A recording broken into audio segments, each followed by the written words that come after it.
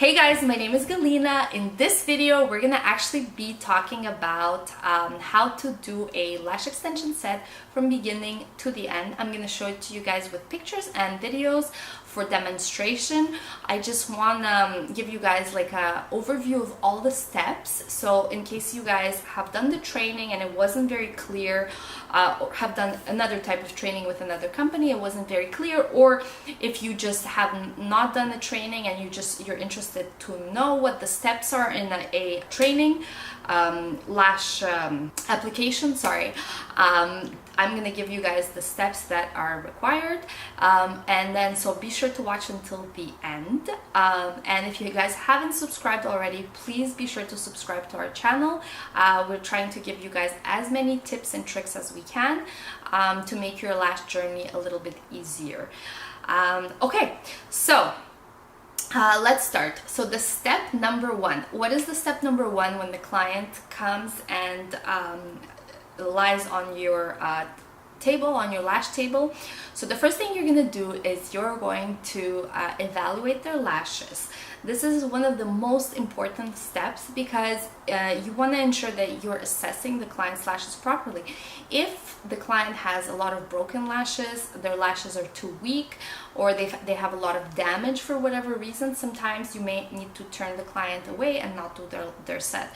So don't underestimate this step. It is extremely important. It's extremely important to educate the client as well. Take that extra time, take that extra 10-15 minutes to just educate them about aftercare, about making sure that they're washing their lashes, making sure they're not ripping them out, making sure that they're just that they're aware of all the necessary steps that are required to ensure proper retention. Because at the end of the day, if they're gonna come back with poor retention problems, normally they're gonna blame the lash artist. They're not gonna blame themselves. They're just gonna say that your lashes didn't last. And so that's why it's super important to assess their lashes first of all, and second of all, educate them. Now, the next step is going to be washing their lashes with a special lash shampoo. You want to ensure that you do this step because it's really going to greatly improve your client's retention. Normally, because there's a lot of oil buildup, even when the clients say that they wash their lashes, very often you're still going to end up finding mascara. You're still going to find that there is like debris and residue. So it is always better, if you have the time, to do a proper cleanse, and it shouldn't take you longer than like 10 minutes normally. So then the step number two, after you have done the washing of the client's lashes, will be to apply primer to the client's natural lashes. So if you're doing a refill, you're actually going to just apply primer on the lashes as well as the client's natural lashes as well as their extensions. But if you're doing a full a brand new full set, you're just gonna prime the lashes entirely with micro brushes, ensuring that you cover the lashes with primer, making sure that you are only taking a very tiny amount, ensuring that you're not oversaturating the micro swabs, because if you oversaturate them, it's going to get into the client's eye, it's going to burn and make it uncomfortable for them. So if you're ever interested in checking out our lash primer, it's going to be linked in the description of this channel.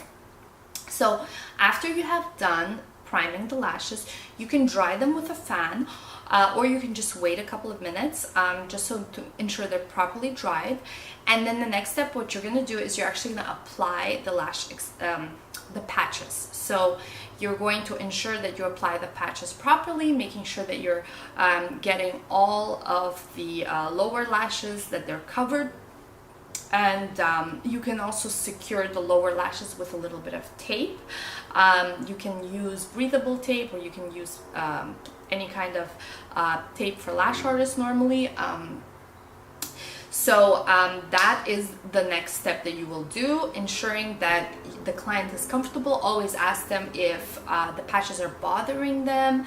A lot of clients, if you apply the patches too close to their eye, the inner corner, they might complain of burning. So you want to ensure that they're comfortable. So it's important to like readjust the patches if it needs to be readjusted. So the next step is actually going to be to map out your lash set. So this is really important. A lot, you know, initially some lash artists may skip this step, but it actually is very helpful because especially when you're just starting out, you're kind of it's hard to think of the 10 things that you like, different things that you have to do. You have to isolate, you have to ensure that you're fast enough with the glue, you have to think of the humidity in the room. So there's just so many things that are going through your mind.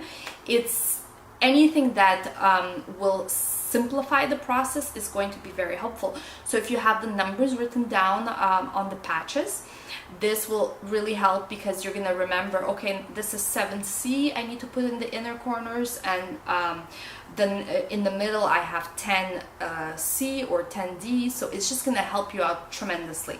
So don't forget to map out your lash set. It's really going to help a lot. Now, the other thing that is extremely important, the next step is going to be isolation.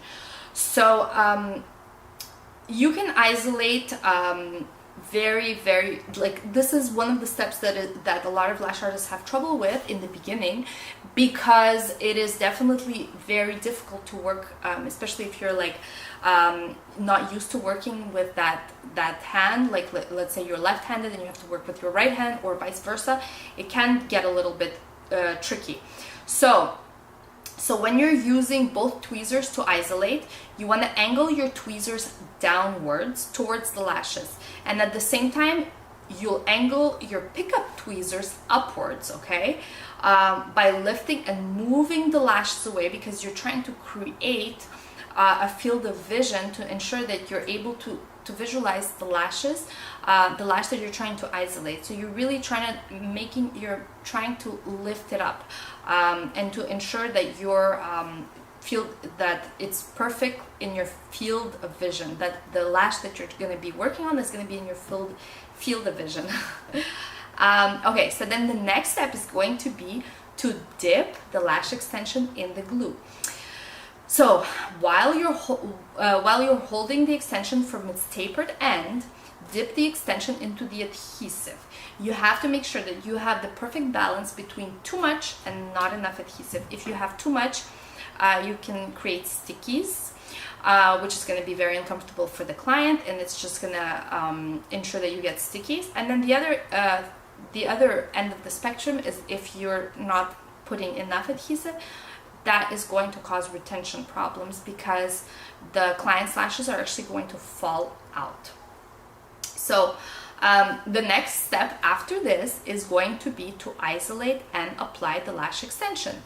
So as you're still isolating with your non-dominant hand, you're going to swipe the lash extension on the natural lash. The best is actually using the wrapping technique, because it's going to ensure that you have the best retention. The wrapping technique is when you actually try to wrap the foot of the fan onto the client's natural lash, and so it's going to be very flush like this, and it's going to kind of wrap around. So the retention should technically be stronger if done correctly. So, and it's also important to ensure that there's no gaps when you're applying the extension on the natural lash, because and that the adhesive has spreaded smoothly, because that once again is going to help with retention as well. Okay, so so after you have done this, you want to also really think about making sure that the lash extension is anywhere from 0.5 millimeters to 1 millimeter from the eyelid, nothing more or less. If it's closer to the eyelid than 0.5 millimeters, it's going to poke the client and make it very uncomfortable. If it's further away from the eyelid, what can happen is issues with retention and drooping of the lashes into the client's eye, making it very uncomfortable as well.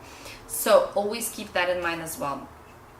The next step after now you're going to continue doing the isolation, the placement, and the dipping into the glue, and applying the lashes. So towards the end, another step that is extremely important to not remember, sorry, not to not remember, is to look for stickies. So some lash artists tend to look for stickies throughout the set. I find that if you do that, it wastes a lot of time. So I think one of the techniques that is really good is actually doing it towards the end, because then you're just doing it once, and even if it takes you, let's say, 5 to 7 minutes, it's fine. Basically you just want to make sure you look for stickies and remove them using the banana peel technique.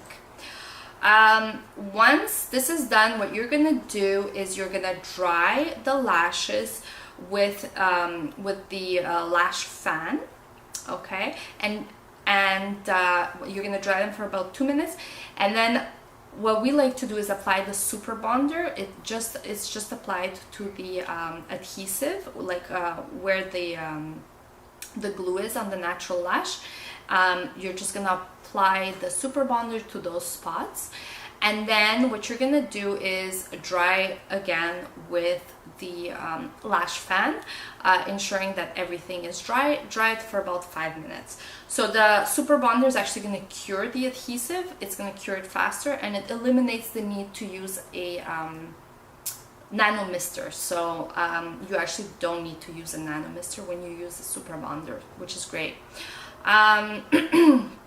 So this is actually going to be the end of the set. Hopefully your clients love their lashes, and you know, if they are having any issues like with retention or anything like that, just be sure to educate them so that they know to reach out to you and ask you any questions that they may need to ask. So hopefully you guys enjoyed this video. If you guys have any questions, please let us know below. If you guys want for us to talk about any other topics, also please let us know, and be sure to give this video a thumbs up and like and subscribe. Thank you so much for watching.